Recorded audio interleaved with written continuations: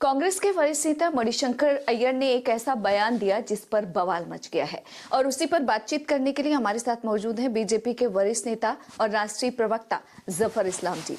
मणिशंकर अय्यर का हिंदुत्व को लेकर जिस तरीके से उन्होंने बयान दिया है, इसे आप कैसे देखते हैं?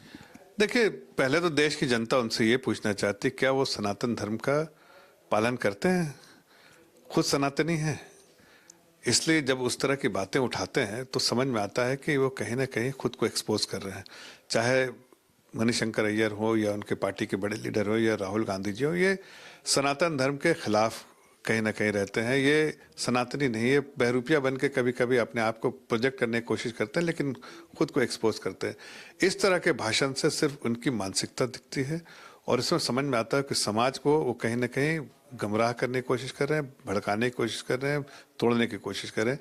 लेकिन इस तरह के नापाक इरादे जो इनके, उसमें वो कामयाब कभी नहीं होंगे। उनका ये बयान कि हिंदू धर्म अच्छा है लेकिन हिंदुत्व पागलपन में डूबा हुआ है। देखिए, वही कह रहे हैं कि उनको ये समझ में नहीं है कि हिंदू धर्म और हिंदुत्व में क्या फर्क है। इसमें उनकी जो नासमझी है वो दिख रहा है।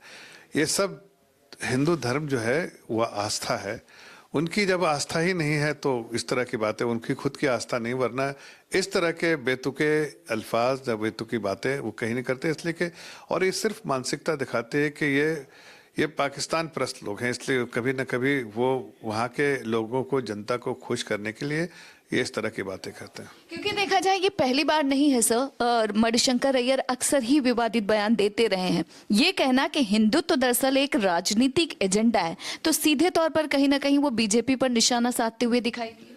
आज देखिए ना, पूरा देश जानता है कि हिंदू धर्म में आस्था रखने वाले बीजेपी पार्टी और जनता, देश की जनता, वो एक समान एक साथ खड़ी है।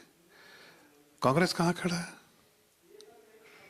कांग्रेस को इस बात का एहसास है कि कांग्रेस जो है वो गलत तरीके से धर्म का जो है वो प्रोजेक्ट करने की कोशिश करता है।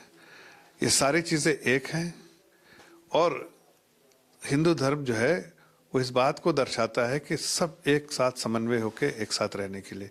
और ये इनकी सोच ही जो है तोड़ने वाली सोच है कांग्रेस पार्टी की, इसलिए समाज में इस तरह की जो है बेतुकी बातें करके फैलाते हैं। अब फॉर इंस्टेंस आप देखिए, आज वो कह रहे हैं कि पाकिस्तान को हिंदुस्तान के साथ डिस्कशन करना चाहिए, एंगेज करना चाहिए और जो है ऑपरेशन सिंदूर को स्टॉप कर देना चाहिए। अब ऐसी हमायत कौन करेगा?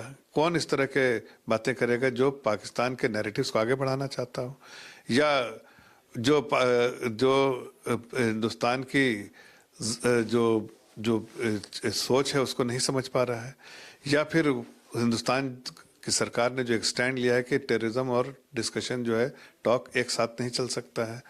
फिर भी अगर इस तरह की भाषा का इस्तेमाल करें और जिस तरह के एडवोकेट करें तो उससे समझ में आता है ये पाकिस्तान के स्लीपर सेल का काम करते हैं।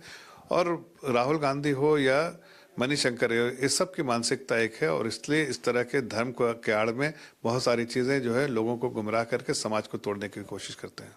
अंतिम सवाल सर, ये पहली बार नहीं है जब उन्होंने इस तरीके का बयान दिया हो। आपको क्या लगता है कि आखिरकार मणिशंकर अय्यर अक्सर ही विवादित बयान क्यों देते हैं? अब देखिए, ये क्यों देते हैं ये तो उनको पता होगा, लेकिन उनकी मानसिकता जो कहीं ना कहीं वो इस सारे बयानों से दर्शाती है कि उनकी सोच क्या है। और इस सोच जो है वो एक पॉलिटिकल पार्टी के रिप्रेजेंटेटिव होने के नाते, सालों जिनका एक पॉलिटिकल पार्टी में गुजरा है, तो सोच होने के नाते हम समझते हैं कि उनकी ये सोच जो है पॉलिटिकल पार्टी, कांग्रेस पार्टी की सोच है और इसलिए जनता से धीरे धीरे दूर होते जा रहे हैं। जितना भी विवादित बयान देंगे, उस विवादित बयान का उनको ही नुकसान है और खमियाजा भुगतना पड़ेगा। शुक्रिया हमसे बातचीत करने के लिए। दिल्ली से इंडिया पोस्ट न्यूज के लिए ममता चतुर्वेदी।